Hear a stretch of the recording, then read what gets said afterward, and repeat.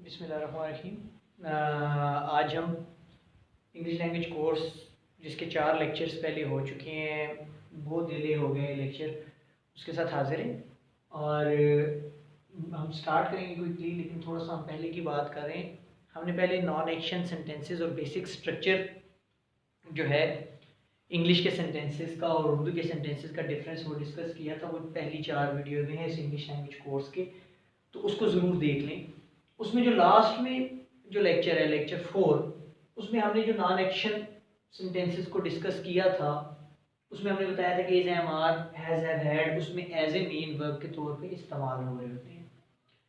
उस लेक्चर के एंड में मैंने आपको कहा था कि आप सेंटेंसेस को आइडेंटिफाई करें, उनको यूज़ करने की कोशिश करें और उनको आइडेंटिफाई करें कि एक्शन कौन से, नॉन एक्शन कौन से, और बनाने की कोशिश करें और प्रैक्टिस करें। सो आई डोंट नो आपने प्रैक्टिस की है या नहीं की।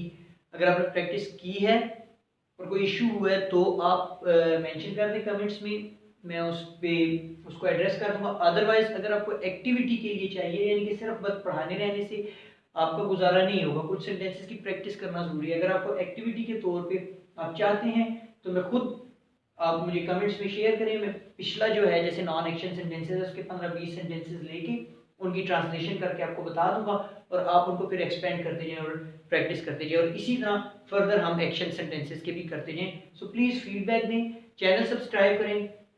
बहुत ही इंपॉर्टेंट बेसिक्स को आपको ठीक करने के लिए, हर किस्म के लेवल के स्टूडेंट के लिए मैं ये अपलोड कर रहा हूँ, ताकि आप लोगों को बेसिक सेंटेंस का स्ट्रक्चर हमारे स्टूडेंट्स का, मैंने पिछले लेक्चर्स में डिस्कस किया यूनिवर्सिटी में बहुत ख़राब है, वो ठीक हो जाए।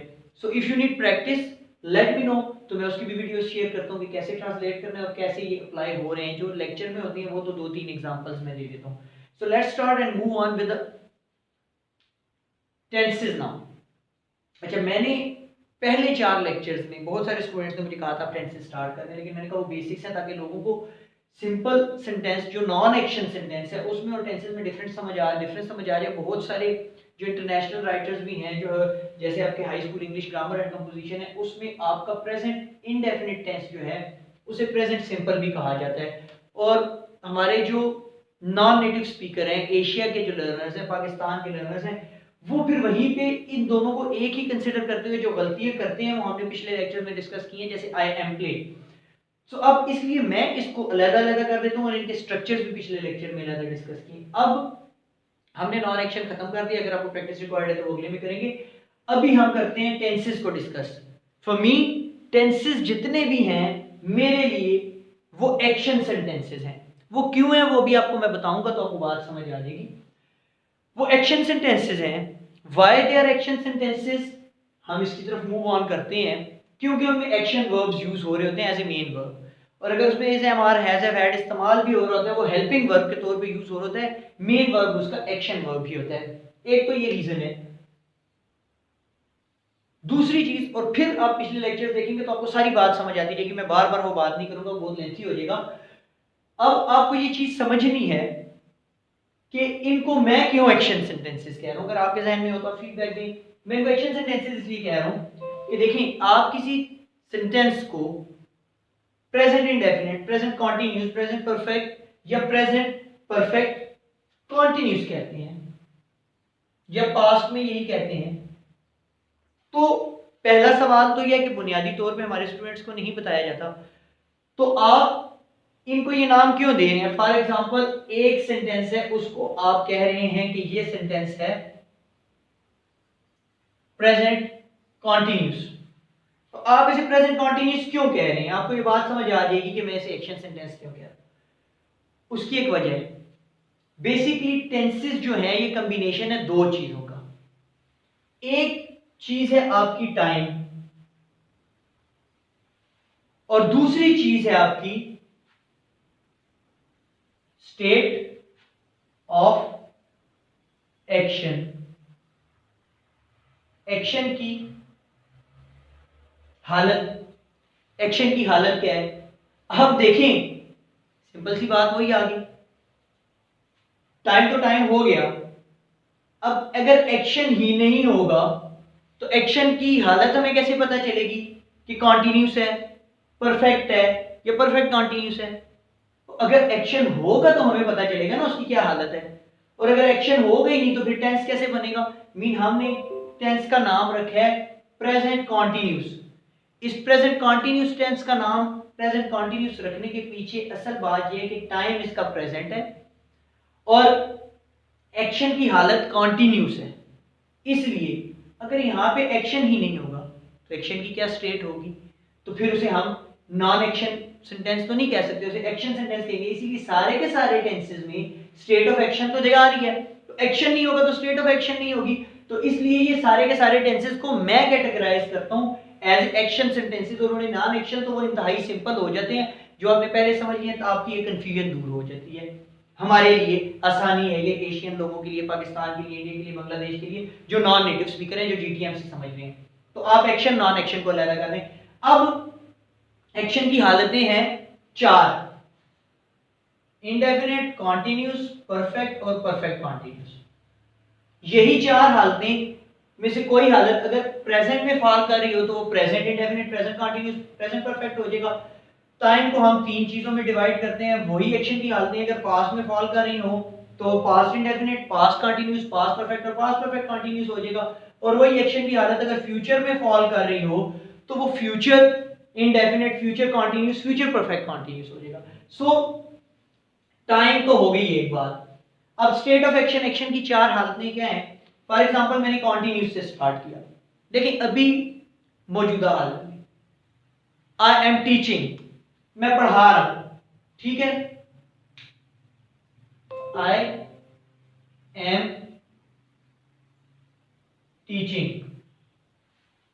अगर आप नाउ ऐड करना चाहते हैं तो ऐड कर दें, नहीं तो वैसे भी आपको पता चलता है। देखें अभी क्या हो रहा है, मैं पढ़ा रहा हूं, पढ़ाना एक एक्शन है। मैं खेल रहा हूं, मैं लिख रहा हूं, ये तमाम एक्शन है। अब ये काम मैं किस टाइम में कर रहा हूं? प्रेजेंट में, ठीक हो गया। और एक्शन की हालत क्या है कि अभी मेरा पढ़ाने का एक्शन जारी है, कॉन्टिन्यूस है। अब स्टेट ऑफ एक्शन कॉन्टिन्यूस हो गई और टाइम प्रेजेंट हो गया, तो ये प्रेजेंट कॉन्टिन्यूस हो गया। अब इसी तरह एस्पेक्ट को आपका हेल्पिंग वर्ब डिस्कस करेगा। अगर आप इसे कह देते हैं आई वाज टीचिंग, तो देखिए स्टेट ऑफ एक्शन क्या है? वो कॉन्टिन्यूस ही है। स्टेट ऑफ एक्शन में आप देखिए कोई फर्क नहीं पड़ा। टीचिंग वैसे ही है प्रेजेंट कॉन्टिन्यूस में भी, टीचिंग वैसे ही है पास्ट कॉन्टिन्यूस में भी। आपने सिर्फ एस्पेक्ट को चेंज करने के लिए ये प्रेजेंट के लिए और ये पास्ट के लिए यूज कर दिया। फ्यूचर के लिए आई विल बी टीचिंग हो जाएगा। लेकिन ओवरऑल ये बात बता रही है कि इसका स्ट्रक्चर है कि एक हेल्पिंग वर्ब यूज हो रहा है, verb plus ING form use हो रही है। तो ये एक्शन की हालत क्या है कि वो एक्शन अभी जारी है। अब मैं अगर आप पढ़ा चुका हूं, ये लेक्चर खत्म हो गया, तो मैं कहता हूं आई हैव टॉट, मैंने पढ़ा लिया। अब एक्शन की क्या हालत हुई? पढ़ाने का एक्शन खत्म हो गया और जिस वक्त मैं बता रहा हूं, ये एक्शन जारी है जिस वक्त मैं बता रहा हूं। तो लिहाजा ये सब डिपेंड किससे कर रहा है? एक्शन की हालत पे। और अगर एक्शन नहीं होगा तो एक्शन की हालत कैसे होगी? इसलिए ये एक्शन सेंटेंसेस हैं। सो अब आई हैव टॉट, ये हो गया परफेक्ट स्टेट ऑफ एक्शन। अब अगर इसमें हैड हो जाए तो ये पास्ट परफेक्ट हो जाएगा, ठीक है। विल हैव टॉट हो जाए तो फ्यूचर परफेक्ट हो जाएगा, इसी तरह। लेकिन बेसिकली एक्शन की हालत है जो कॉन्टिन्यूस है और ये परफेक्ट है। अच्छा, अब ये दो एक्शन की वो हालतें हैं जो प्योर है। हम दुनिया में जितनी भी चीजें हैं, कुछ चीजें प्योर है, कुछ चीजें एक दूसरे की रेलेवेंस में है।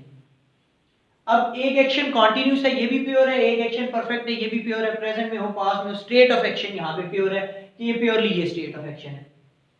अब ये जो है ये इन रेलेवेंस विद दीज टू है, यानी एक एक्शन किसी हद तक कंप्लीट भी हो गया, ये कंप्लीशन को शो करता है। यानी एक एक्शन किसी हद तक कंप्लीट भी हो गया और अभी जारी भी है। कैसे? फॉर एग्जांपल मैंने कहा मैं पढ़ा रहा हूं, action continuous. I have taught, मैं पढ़ा चुका हूं, एक्शन खत्म हो गया। अब मैं कहता हूं कि मैं 10 साल से पढ़ा रहा हूं। अगर आप देखें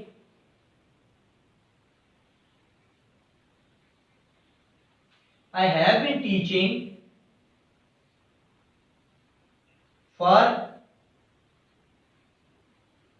10 years। इस एक्शन को अगर आप स्प्लिट आउट करें और समझने की कोशिश करें तो ये देखेंगे कि अगर फॉर एग्जांपल मैं 10 साल से कह रहा हूं तो 9 साल मेरी टीचिंग के कंप्लीट हो चुके हैं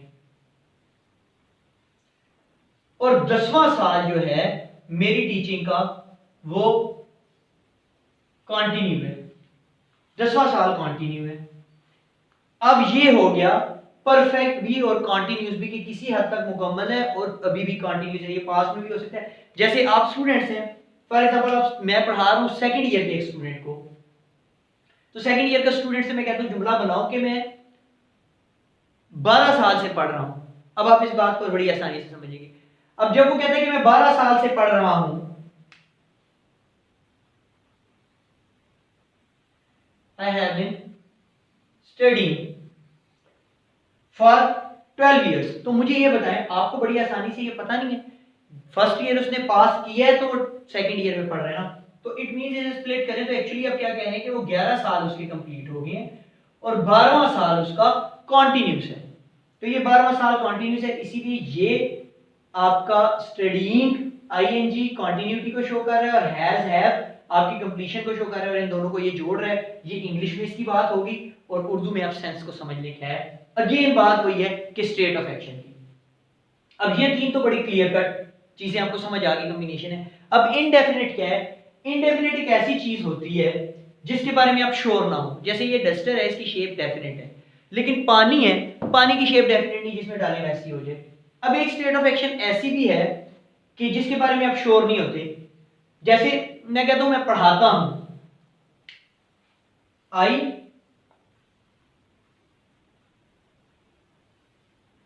टीच, पढ़ाना तो मेरा काम है। अब मैं पढ़ाता हूं या पढ़ाता था, वो तो पास्ट और प्रेजेंट की बात होगी, लेकिन मैं पढ़ाता हूं की बात करूं तो जब आप इसे समझने की कोशिश करेंगे तो मैं पढ़ाता हूं से क्या मुराद है? क्या मैं अभी पढ़ा रहा हूं या मैं पढ़ा चुका हूं? इससे क्या मुराद है? अच्छा, अगर आप सोचें तो ये भी हो सकता है, मैं कहता हूं मैं पढ़ाता हूं, तो ये भी हो सकता है कि मैं अभी पढ़ा, देखिए मैं पढ़ाता हूं ना, पढ़ा रहा हूं, और मैं पढ़ाता हूं कहूं तो एट द मोमेंट हो सकता है, मैं ना पढ़ा रहा हूं, मेरी रूटीन में मैं पढ़ाता हूं। आजकल ऑनलाइन क्लासेस चल रही हैं तो वैसे मैं रेगुलर पढ़ाता था, तो वो भी परफेक्ट में भी आ सकता है। So you are not sure कि ये प्योर स्टेट्स में से कॉन्टिन्यूस में या परफेक्ट में, लेकिन आपको श्योर है कि ये स्टेट ऑफ एक्शन इनडेफिनिट है, यानी कि मैं पढ़ाता हूं ये भी हो सकता है, ये भी हो सकता है। ओवरऑल मैं पढ़ाता हूं, आपके रूटीन मैटर पढ़ाने को बता रहा है, उस पढ़ाने में उस वक्त भी आप पढ़ा सकते हैं और आप पढ़ा चुके भी हो सकते हैं। तो इस किस्म की स्टेट ऑफ एक्शन जो है, इसको आप इनडेफिनेट स्टेट ऑफ एक्शन कहेंगे। ठीक है, तो ये 4 स्टेट्स ऑफ एक्शन हैं। अगर किसी चीज के बारे में समझ नहीं आई तो आप कमेंट करके मुझसे पूछ लें। और यही स्टेट्स ऑफ एक्शन अगर प्रेजेंट में फॉल कर जाएगी, यानी कि यही अगर आई टॉट हो जाएगा तो ये पास्ट में चला जाएगा, आई विल टीच हो जाएगा, ये आई शैल टीच हो जाएगा, तो वो फ्यूचर में चला जाएगा। तो यही अगर स्टेट्स ऑफ एक्शन को आप ये कंसिडर करें कि ये कांस्टेंट्स हैं, अगर ये कांस्टेंट्स प्रेजेंट के साथ लग जाए, प्रेजेंट के वेरिएबल के साथ, तो ये प्रेजेंट इंडेफिनिट और प्रेजेंट कॉन्टिन्यूस, प्रेजेंट परफेक्ट आ जाते हैं। और यही कांस्टेंट्स अगर पास्ट के साथ लग जाए तो पास्ट में उस चीज में चले जाएंगे, फ्यूचर के साथ लग जाए तो फ्यूचर में उसके साथ शिफ्ट हो जाते हैं। तो बेसिकली टाइम को आपने 3 कैटेगरीज में डिवाइड किया। इसके अलावा कोई आप मुझे बात बता दें जो प्रेजेंट, पास्ट या फ्यूचर के अलावा किसी कैटेगरी में फॉल कर सकती हो। और उसी तरह टेंसेस, स्टेट ऑफ एक्शन को आपने 4 हालतों में डिवाइड किया। इसके अलावा एक्शन की कोई हालत नहीं आ सकती। 2 प्योर है, कॉन्टिन्यूस, परफेक्ट, और एक कॉम्बिनेशन है, और एक दोनों में ऐसा है कि दोनों ही लगता है लेकिन वो रूटीन मैटर है। सो यहां से अब आपको आज ये बात क्लियर होगी कि एक्शन और नॉन एक्शन सेंटेंस में क्या डिफरेंस है। और इसलिए मैं टेंसेस को जब लेके चलूंगा तो सबको एक्शन सेंटेंसेस की कैटेगरी में लेके चलूंगा। Non action are quite simple, उसमें आप is, am, are, was, were को as a main verb use करते हुए इस्तेमाल कर लें। सो फार आपको आज पता चल गया होगा कि इनको present continuous, past continuous, future continuous क्यों कहते हैं, परफेक्ट क्यों कहते हैं। अपने कमेंट्स दे दें, अगर कोई चीज समझ आती है तो ठीक है, अगर कोई चीज फिर भी आप चाहते हैं कि इसमें ऐड अप होनी चाहिए तो नेक्स्ट में मुझे बता दें, मैं उसको शेयर करूंगा। और पिछले की भी मैं एक्टिविटी शेयर कर दूं। जिसने चैनल सब्सक्राइब नहीं किया वो कर ले। I am trying my best to bring your English at the top level. इसके बाद मैं जब टेंसेस शुरू करूंगा तो इंग्लिश और उर्दू दोनों स्टाइल से जब आप बोल रहे हैं कैसे आप उनको बोल सकते हैं, सेंटेंसेस को बोलने में आपको ट्रांसलेशन ना करनी पड़े, और ट्रांसलेट आप कर रहे हैं तो आप you should not stick with the words. देखें, आपने देखा होगा मैंने यहाँ पे ता है ती है नहीं बताया कि आप वर्ड्स के साथ स्टिक हुए बगैर सेंस से कैसे फॉलो कर सकते हैं। क्या वाकई मैंने सारी चीज़ आपको सेंस और कॉन्सेप्ट से बनाने की कोशिश की है। So you need not to entangle with ता है ती है, यू जस्ट मूव अहेड ताकि आपको स्पीकिंग भी अच्छी हो जाए और बेसिक स्ट्रक्चर भी अच्छा हो जाए। So thank you very much for now, see you later, goodbye, take care of yourself.